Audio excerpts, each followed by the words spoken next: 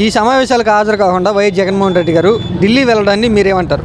ఏది ఢిల్లీ వెళ్ళాడా అంటే రాష్ట్రంలో ప్రతిపక్ష పార్టీగా ఉన్నటువంటి జగన్మోహన్ రెడ్డి రాష్ట్రంలో ఉన్నటువంటి ప్రజల సమస్యలని అన్నిటిలో కూడా అసెంబ్లీలో ప్రస్తావనకు తీసుకురావాల్సినటువంటి అవసరం. అంటే అధికార పక్షం చేసేటువంటి ప్రజా వ్యతిరేక విధానాల మీద ప్రతిపక్షంగా ఉన్నటువంటి ప్రజాప్రతినిధులు గలమెత్తాలి. అట్లాగే ప్రజాస్వామికంగా ప్రజలకి వివరించడానికి అవసరం ఉంటుంది. ఇప్పుడు రాష్ట్రంలో ప్రకృతి వైపరీత్యాల వల్ల దాదాపుగా వేలాది ఎకరాలు నీట మునిగినది. అట్లాగే అనేక రకాల ఇబ్బందుల్లో కూడా రాష్ట్రం ఉంది. కాబట్టి ఈ విషయాల మీద అసెంబ్లీలో క్షుణ్ణంగా చర్చించవలసినటువంటి అవసరం ఉంది. భవన నిర్మాణ కార్మికులు కానీ మిగిలినటువంటి వాళ్ళకి కానీ పని లేక ఇబ్బంది పడుతూ ఉన్నారు. ఇసుక ప్రాబ్లం ఉంది. కాబట్టి ఈ అన్ని అంశాలను కూడా ప్రస్తావన తీసుకురావాల్సినటువంటి అవసరం అయితే అసెంబ్లీలో ఉంది. సరే, తను వ్యక్తిగతంగా వెళ్ళాడా లేకపోతే అధికారికంగా వెళ్ళాడా అనేది మనకి విషయం తెలియనప్పటికీ కూడా అంటే మా పార్టీల మీద దాడులు జరిగినాయి, మా పార్టీ కార్యకర్తలను చంపేస్తున్నారంటూ నిరసన తెలియజేయడానికి ధర్నా చేయడానికి ఢిల్లీ వెళ్ళారు ఆయన. అంటే ఒక రకంగా ఇప్పుడు రాష్ట్రంలో చాలా ఘటనలు జరిగినాయి. ఈ ఘటనల మీద ఇప్పుడు ఉన్నటువంటి పోలీస్ యంత్రాంగం నిఘా వర్గాలు కూడా ప్రత్యేకమైనటువంటి దృష్టి పెట్టవలసినటువంటి అవసరం ఉంది. ఇప్పుడు అసాంఘిక రంగ కార్యక్రమాలు జరుగుతున్నాయి. ఆ ఘటన చాలా తీవ్రంగా ఖండించవలసినటువంటి అవసరం ఉంది. నడి రోడ్డు మీద అట్లా చంపేయటం వల్ల ఇంకా అక్కడ ఉన్నటువంటి లా అండ్ ఆర్డర్ సమస్య ఒకటి ఎదురవుతుంది. కాబట్టి అధికారం ప్రతిపక్షాలు ఎన్నికల సందర్భంగా అటు తెలుగుదేశం కానీ వైఎస్ఆర్సీపీ కానీ కాంగ్రెస్ కానీ 3 పార్టీలు కూడా పోటీ చేసింది. బీజేపీ కూడా పోటీ చేసింది. ఈ కూటమి అధికారంలోకి వచ్చింది. కాబట్టి ప్రతిపక్ష ఆ ఎన్నికల వరకే ఉండాలి తప్ప కానీ ఆ కక్ష అంటే ప్రతిపక్షం కానీ అధికార పక్షం కానీ పరస్పరం దాడులు చేసుకోవడం అనేది సరైనది కాదు. ఈ దాడుల వల్ల వాళ్ళకి కానీ వీళ్ళకి కానీ కలిసి వచ్చేది లేదు. దాడులు మరింత పెరుగుతాయి. కాబట్టి ప్రభుత్వం కూడా సమన్వయం పాటించవలసినటువంటి అవసరం ఉంది. పోలీస్ డిపార్ట్మెంట్ను కూడా అలర్ట్ చేయాలి. హోంశాఖ కూడా దానికి ప్రత్యేకమైనటువంటి దృష్టి సారించాలి. జగన్ గారు అసెంబ్లీకి వెళ్ళకోకుండా ఢిల్లీ వెళ్ళారు. అక్కడ ధర్నా చేయడానికి మీరేమంటారు? అది కరెక్ట్ కాదంట.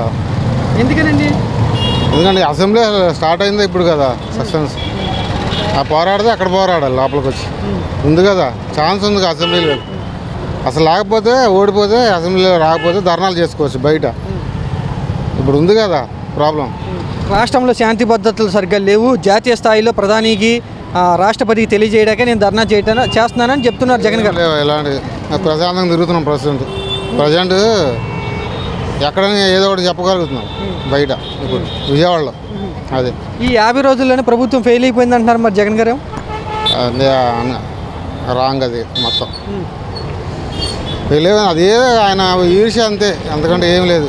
ఫెయిల్ అయిపోవడానికి ఏం జరిగినాయి కనబడతాయి. మా న్యూస్లో వస్తాయిగా ఏ ఘోరాలైనా, నేరాల ఘోరాలు ఎన్ని వస్తున్నాయి. అంతకుముందు 5 సంవత్సరాల మటు మనం వినుకోండి అవేగా 5 సంవత్సరాలు అవి మటర్లు అదని ఇదని ఏముంది. 25 ఇప్పుడు ఒక 50 రోజులు ఏం జరుగుతుంది అసలు?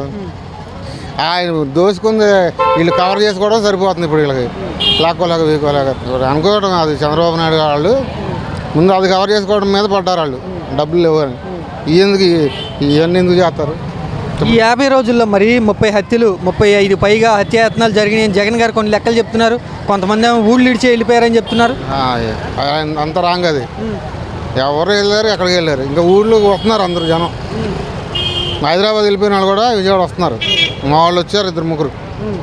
మేము బ్రాహ్మిన్సే క్యాటరింగ్లు చేసుకుంటాం. సత్యనారాయణపురం వదిలేసి వెళ్ళిపోయిన వాళ్ళు చాలామంది ఉన్నారు దెబ్బకి గతంలో. ఇప్పుడు వస్తున్నారు. ఇప్పుడు ఏం చేసుకోవాలన్నా ఇబ్బంది. అప్పుడు ఇక్కడ ఏదన్నా చేసుకోవాలన్నా ప్రాబ్లమే, అన్నీ ప్రాబ్లం. చిన్న వంటోడి దగ్గర నుంచి క్యాటరింగ్ చేసేవాడికి ఇబ్బంది అయింది. చూసాను. మోడీని కూడా కలుస్తున్నాను, అపాయింట్మెంట్ తీసుకుంటున్నాను అని అంటున్నారు జగన్ గారు. కలిస్తే కలవచ్చు, ఏమన్నా అది మనకు తెలియదు. కంప్లైంట్ చేస్తానంటున్నారు చంద్రబాబు గారి మీద, ఈ ప్రభుత్వం మీద. అపాయింట్మెంట్ దొరికినప్పుడు చూద్దాం.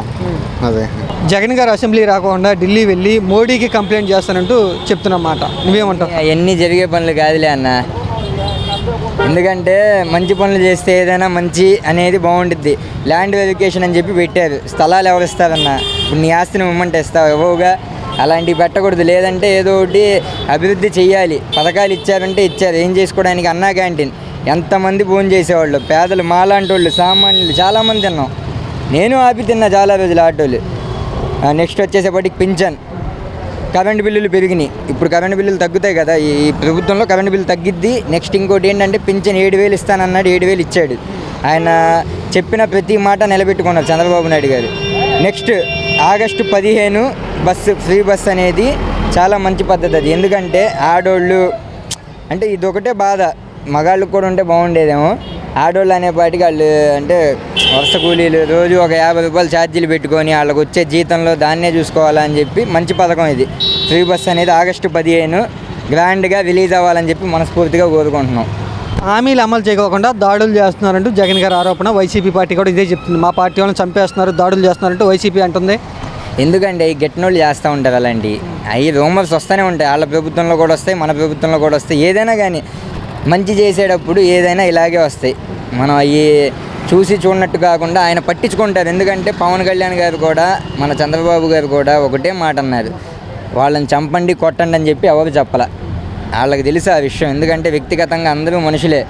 ఎవరు చంపండి కొట్టండి ఇలాంటివి చేయండి అని చెప్పి దాడులు చేయండి అని చెప్పి ఎవరు చెప్పరు. ఏంటంటే రూమర్స్ వస్తూ ఉంటాయి, దాని గురించి పెద్ద పట్టించుకునేది ఏం కాదు. ఇలా దాడులు జరుగుతున్నా పవన్ కళ్యాణ్ కనీసం స్పందించట్లేదు అంటూ కూడా విమర్శిస్తున్నారుగా.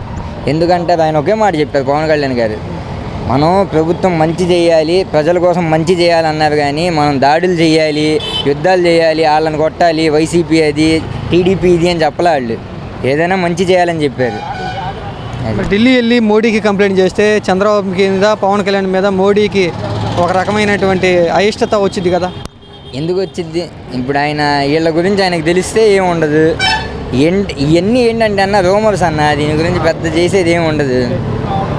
ఢిల్లీలో ధర్నా చేస్తే జగన్ దేశం అంతా చూసిద్ది కదా, జగన్ వైపే చూసిద్ది. చూడదని ఎవరు చెప్పారు?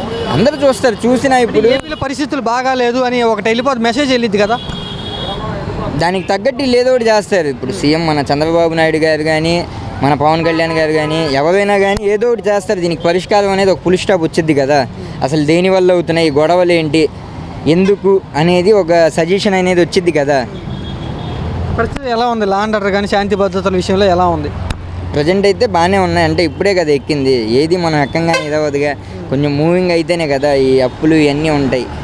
ఏంటనేది లావాదేవీలు చూసుకొని పథకాలు ఏంటి, సంక్షేమ పథకాలు ఏంటి ఇవన్నీ చూసుకుంటేనే కదా ఏదైనా. ఇవన్నీ అవుతే కొంచెం టైం పట్టిద్ది. 1 year అవ్వాల్సింది ఏదైనా. 1 year కాకపోతే ఏది అవ్వదు మనకి. ఏపీలో ప్రస్తుతం దాడులు జరుగుతున్నాయి, కావాలని కక్ష కట్టి చేస్తున్నారు, అందుకని మేము ధర్నా చేస్తున్నామని జగన్ గారు చెప్తున్నారు. ఏపీలో దాడులు జరుగుతున్నాయి. ఇప్పుడు దాకైతే ఏ దాడి చూడలేదండి. అలాంటిది హింస ఏం చూడలేదు. నైట్ 10:30కి క్లోజ్ అయిపోతున్నాయి అన్ని షాపులు. పోలీస్ వ్యవస్థ కూడా చాలా బాగుంది. పోలీస్ టీం కూడా పెట్రోలింగ్ చాలా బాగా చేస్తారు. దాని ప్రకారం క్రైమ్ అయితే ఇప్పుడు తగ్గిద్ది బాగా.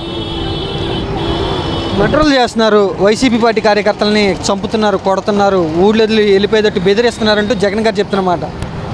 అంటే అలా చేస్తుంటే అది తప్పు, కానీ అలా చేయకూడదు. ఏ పార్టీకి సంబంధించిన అది వేరే విషయం, కానీ అలా చేయకూడదు. మానవత్వం అనేది ఉంది, పార్టీ అనేది తర్వాతదా. మెయిన్ వచ్చేసి హ్యూమానిటీ. అలా చేస్తే తప్పేలేండి. అలా చేస్తున్నారంటే ఒకవేళ నిజమైతే జగన్మోహన్ రెడ్డి గారు చేస్తుంది కరెక్టే.